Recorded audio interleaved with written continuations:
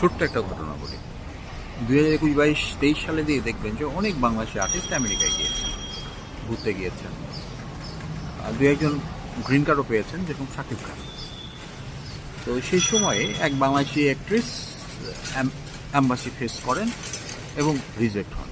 উনি আমেরিকার সিটিজেন, বাংলাদেশি বংশোদ্ভূত এক ব্যবসায়ীর আমন্ত্রণে অ্যাম্বাসি ফেস করতে গিয়েছিলেন। ব্যবসায়ী খুবই আশাবাদী ছিলেন, কিন্তু রিজেকশন যখন হয়েছে জানতে চাইলেন কেন রিজেকশন। তো অ্যাক্ট্রেস বলেছিলেন যে সিম্পল কয়েকটা কোশ্চেন জিজ্ঞেস করছে, আমি অ্যান্সার দিয়েছি, ওনারা রিজেক্ট করে দিয়েছে। ব্যবসায়ীর বিশ্বাস হয়নি।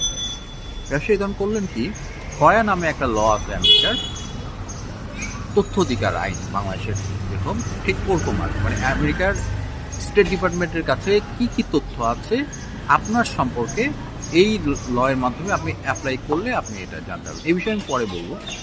তো যাই হোক, ওই ব্যবসায়ী তখন ওনার আইনজীবীর মাধ্যমে, আমেরিকান আইনজীবীর মাধ্যমে অ্যাপ্লাই করে যে এই অ্যাপ্লিকেন্টের ভিসা রিজেকশনের কারণে চমকপ্রদ একটা তথ্য পান। সেটা হচ্ছে অ্যাক্ট্রেসকে জানতে চাওয়া হয়েছিল যে আপনার শিক্ষাগত যোগ্যতা কি। উনি বলেছিলেন এ লেভেল।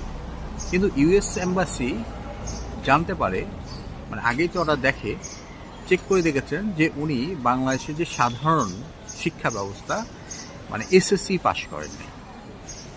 তো এই যে আপনার শিক্ষাগত যোগ্যতা আপনি ভুল দিলেন বা অসামঞ্জস্যতা, এটা কিন্তু ভিসা রিজেকশনের অন্যতম কারণ। আমি রেডিট, ভিসা লাইব্রেরি বা আমেরিকান কাস্টরি ল, এইগুলো থেকে আমি এখন 4 থেকে 5টি ঘটনা আপনাদের বলবো পরপর ভিডিওতে। তার মধ্যে একটি হলো শিক্ষাগত যোগ্যতা এবং আপনার চাকরির তথ্যের অসামঞ্জস্যতা ভিসা রিজেকশনের অন্যতম কারণ। এটা হতে পারে মিথ্যা তথ্য, এটা হতে পারে মানে লজিকবিহীন, আপনি যদি মানে অযৌক্তিকভাবে আপনার শিক্ষাগত যোগ্যতার সাথে আপনার চাকরির এক্সপিরিয়েন্স দাবি করেন, সেটাও আপনার ভিসা রিজেকশনের কারণ হতে পারে।